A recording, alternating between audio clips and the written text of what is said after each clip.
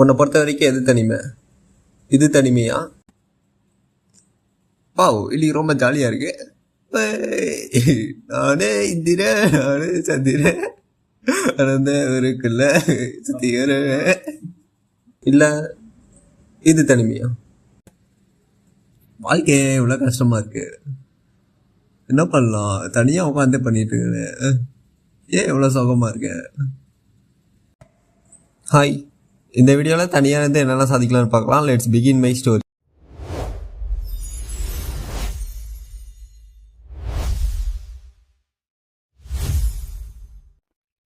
இன்னைக்கான கதையில் அண்ணன் தம்பி 2 பேரும் ஒரு பேக்கரி நடத்திட்டு இருக்காங்க. அந்த பேக்கரியை ரொம்ப வருஷமாக அவங்க நடத்திட்டு இருக்காங்க.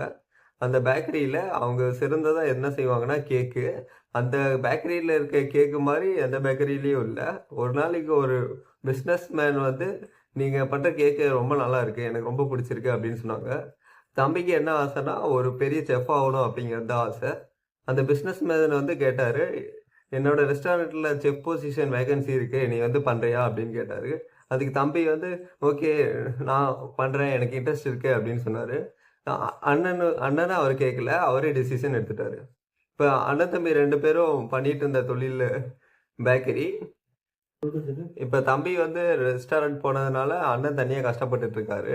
இப்போ பேக்கரியில் வர கஸ்டமர்ஸ்லாம் சொல்கிறாங்க, ஏன் உங்கள் கேக்கு முன்ன மாதிரி இல்லை, முன்ன மாதிரி டேஸ்ட்டாகவே இல்லை அப்படின்னு சொல்கிறாரு. அண்ணனும் எதை ட்ரை பண்ணி பார்க்குறாரு, இல்லை அதே மாதிரி தான் பண்ணிகிட்ருக்கோம், ஒரு மாற்றமும் பண்ணலையே, ஏன் டேஸ்ட் வித்தியாசம் வருது அப்படின்னு முயற்சி பண்ணியே பார்க்குறாரு. ஆனால் வரவே இல்லை. ஆனால் இங்கே தம்பி வந்து ரெஸ்டாரண்ட்டை போய் செம்மையாக குக் பண்ணி செம்மையாக நல்ல பேர் வாங்கிட்டு இருக்காரு அவர். இப்போதான் அண்ணனுக்கு புரிய வருது, ஓ நம்மளோட டேஸ்ட் வந்து இன்க்ரீடியன்ஸால வரல, நம்ம ப்ரொசீஜரால வரல, நம்ம தம்பி கூட சேர்ந்து பண்ண அந்த யூனிட்டினால தான் வந்துச்சு அப்படின்னு அவருக்கு புரியுது. இப்போதான் அவர் லோன்லினஸ் ஃபீல் பண்ணுறாரு, தனியாக அவர் ஃபீல் பண்ணுறாரு. இப்போ அவர் தனியாக இருந்தது இல்லாதனால அவருக்கு இப்போ ரொம்ப டிப்ரெஷன் ஆகுது. ஏன்னா அவர் என்ன நினச்சாலும் அந்த கேக் டேஸ்ட்டு வரவே இல்லை. அவர் தம்பியவே டிபெண்ட் பண்ணி இருந்ததுனால அவரால் அந்த பழைய டேஸ்ட்டே கொண்டு வர முடியல. இப்போ இப்படியே நாட்கள் போயிட்டுருக்கு. அவர் தம்பிக்கு ஏதோ காரணத்தினால அங்கே வேலை போயிடுச்சு. இப்போ தம்பியும் உணர்றாரு, நாம் இப்போ தம்பி திரும்ப அண்ணன் கடைக்கு வர்றாரு. ஏன் என்னாச்சு, கேக்கு சரியாக போகிறது இல்லையாம்மா அப்படின்னு அவர் கேட்குறாரு. ஆமாம் அப்படின்னு இந்த கதையெல்லாம் அண்ணன் சொல்கிறாரு. அப்புறம் தம்பியும் அண்ணனும் சேர்ந்து கேக்கு பண்ணாங்க. திரும்ப அதே டேஸ்ட் வந்துச்சு. இப்போ அந்த கம்பெனியில் வேலை செய்யும்போது தம்பியும் அண்ணனை மிஸ் பண்ணியிருக்காரு. அப்போ தான் தெரிஞ்சு அண்ணனோட மதிப்பு அவர் கம்பெனியில் இருக்கும்போது தான் அவருக்கு தெரிஞ்சுது. அதனால் அவர் திரும்ப பேக்கரி வந்ததுக்கப்புறம் 2 பேரும் சந்தோஷமாக கேக் ரெடி பண்ணாங்க. திரும்ப மாதிரி முன்னந்ததோட இப்போ சூப்பராக கேக் வந்திருக்கு. இதுலேருந்து நான் என்ன சொல்ல வரேன்னா, நீ தனியாக இருக்கும்போது தான் உன்னோட ஐடென்டிட்டி தெரிய வரும். இந்த கதையில் அந்த அண்ணன் தனியாக இருக்கும்போது தானே அவர் தெரிஞ்சுக்கிட்டாரு, நம்ம தம்பி டிபெண்ட் பண்ணி இருந்திருக்கோம் இவ்வளோ நாளாக அப்படின்ட்டு. அந்த மாதிரி நீயும் இப்போ யாரையும் டிபெண்ட் பண்ணி இருந்தீங்கன்னா ட்ரை பண்ணி இண்டிபெண்ட்டாக ஆக்க பாரு. அதுதான் உன் வாழ்க்கையை முன்னேற்றும். சிலர்லாம் தனியாகவே இருப்பாங்க, ஆனால் ஜாலியாக இருப்பாங்க, நிறைய விஷயத்தை அச்சீவ் பண்ணுவாங்க. ஏன் நீ மட்டும் தனியாகனா டிப்ரெஷன் ஆகிற, அது பேர் லோன்லினஸ். ஸோ நீ அந்த தனிமையை தேட வேணாம், பாசிட்டிவான தனிமையை தேடி எப்படி போகலான்னு பார்க்கலாம். தனிமையாக இருக்க மூலியமா என்னென்ன பெனிஃபிட்ஸ் உனக்கு கிடைக்கும்னா, ஃபஸ்ட்டு விஷயம் உனக்கு கிளாரிட்டி கிடைக்கும். எப்படின்னா, நீ தனியாக இருக்க நேரத்தில் தான் உன்னை பற்றி நீ தெரிஞ்சுப்ப, உன்னோட பிஹேவியரை நீ புரிஞ்சுப்ப. 2வது விஷயம் என்னென்னா, நோ யுவர் ஐடென்டிட்டி. இப்போ தனியாக இருக்கும்போது தான் உன்னோட செல்ஃப் ரிஃப்ளெக்ட் ஆகிறதுனால உனக்கு எது எது பிடிக்குது எது எது பிடிக்கலன்னு உன்னால் ஐடென்டிஃபை பண்ண முடியும். உன்னோட யூனிக்னஸை இந்த தனிமையில் தான் உன்னால் கண்டுபிடிக்க முடியும், உன்னால் தேட முடியும். நீ இப்போ க்ரௌடரில் இருந்தீங்கன்னா மற்றவனுக்கு என்ன பிடிக்குதோ அதை தான் நீ சேஸ் பண்ணிட்டு இருப்பே தவிர உனக்கு என்ன பிடிக்குதுன்னு உனக்கு தெரியாது. ஸோ நீ தனியாக இருக்கும்போது உன்னோட கோல்ஸை ஃபைன் பண்ணி அதை அச்சீவ் பண்ணு. நீ உன்னோட ஐடென்டிட்டியை கண்டுபிடிக்கலைன்னா நீ கடைசி வரையும் நரி கூட்டத்தில் இருக்க சிங்கமாக தான் இருப்ப. ஏன்னா சிங்கம் எவ்வளோ பலமான விஷயம். நீ அந்த நரியோட சேர்ந்து உன்னோட பலம் உனக்கே தெரியாமல் நீயும் நரியாவே மாறிடுவ. இப்போ நீ தனியாக வந்து பார்த்தா தான் நீ அந்த நரி கூட்டத்தோட வேறுபட்டவன் தெரிஞ்சு நீ சிங்கமாக மாறுவ. அந்த தலைமை தாங்குற விஷயம், கிங் ஆஃப் த ஜங்கிள், அதெல்லாம் உனக்கு தெரிய வரும். 3வது விஷயம் என்னென்னா, நீ தனியாக இருக்கும்போது உன்னோட ப்ரொடக்டிவிட்டி இன்க்ரீஸ் ஆகும். ஏன்னா இப்போ நீ டீம் ஒர்க்கோட பண்ணினா உங்கள் டீம்மேட்ஸ் வந்து உங்களை டிஸ்டர்ப் பண்ண வாய்ப்பு இருக்குது.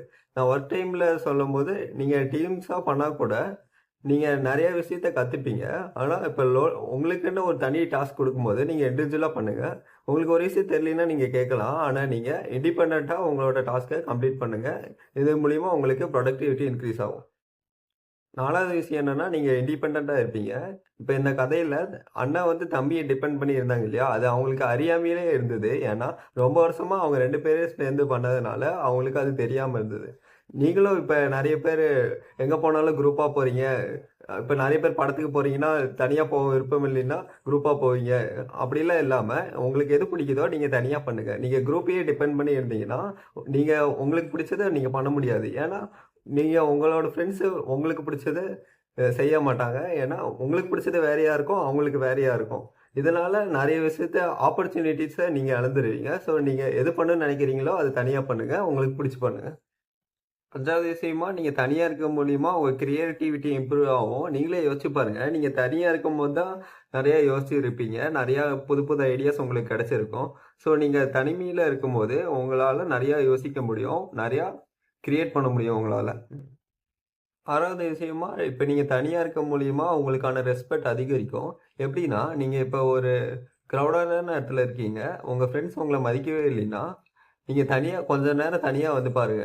அப்பதான் அவங்களுக்கு தெரியும் உங்களோட மதிப்பு. இப்ப இந்த கதையில கூட அவங்க தம்பி இல்லாதனால தான் அவங்க அண்ணனாலயும் செய்ய முடியல. அவங்க அண்ணன் இல்லாததுனால தான் அவங்க தம்பியும் ஃபீல் பண்ணாங்க. அட இந்த மாரி நம்ம 2 பேரும் டிபெண்டன்ட்டா இருந்துக்கோம் அப்டின்ட்டு. ஸோ நீங்க உங்களோட வேல்யூவ அதிகரிக்கணும். அப்புறம் உங்களோட ரெஸ்பெக்ட்ட அதிகரிக்கணும்னா, நீங்க கொஞ்சம் தனியா இருந்து பாருங்க. இதுதான் தமிழ் பழமொழியில "நிழலின் அருமை வெயிலில் தெரியும்" அப்படின்னு சொல்லுவாங்க. நீங்க வெயில்ல ரொம்ப தூரம் நடந்துட்டே இருந்தீங்கன்னா, நீங்க நிழலுக்காக தேடுவீங்க. என்னடா கொஞ்ச நேரம் உட்காரலாமே, மரத்துக்காக தேடுவீங்க அந்த மாரி. அந்த மாரி நீங்க அந்த இடத்துல இல்லைன்னா உங்கள தேடுவாங்க. உங்களோட பிரசன்ஸ எதிர்பார்ப்பாங்க. நீங்க எப்ப ஆப்சன்ஸா இருக்கும்போது. நெறைய பேரு தனிமைக்கும், லோன்லினஸ்ஸையும் தப்பா புரிஞ்சுட்டு இருக்கீங்க. தனிமைங்கிறது பாசிட்டிவான விஷயம். இதுதான் இனிய தனிமையே அப்படின்னு சொல்லுவாங்க. அப்ப அந்த ஸ்டேட்ல இருக்கும்போது நீங்க ஹேப்பியா ஃபீல் பண்ணுவீங்க. உங்களுக்கு யாரையும் டிபெண்டன்ட்டா நீங்க தேட மாட்டீங்க. இதே லோன்லினஸ் எடுத்தீங்கன்னா, உங்க நீங்க உங்களையும் செப்பரேட் பண்ணிருவீங்க. வாழ்க்கைய வெறுத்துருவீங்க. இதுதான் மதர் தெரேசா என்னன்னு சொல்றாங்கன்னா, "loneliness and the feeling of being unwanted is the most terrible poverty" அப்படின்னு சொல்றாங்க. இதுல என்னன்னா, நீங்க தனிமையத்துல சோகத்த பார்த்தீங்கன்னா, உங்க வாழ்க்கை வந்து பாவர்ட்டி போயிரும். பாவர்ட்டில இருப்பீங்க அப்படின்னு சொல்றாங்க. இந்த வீடியோல தனிமைன்னு சொல்றதுனால, உங்கள நான் தனியாவே இருக்க சொல்லல.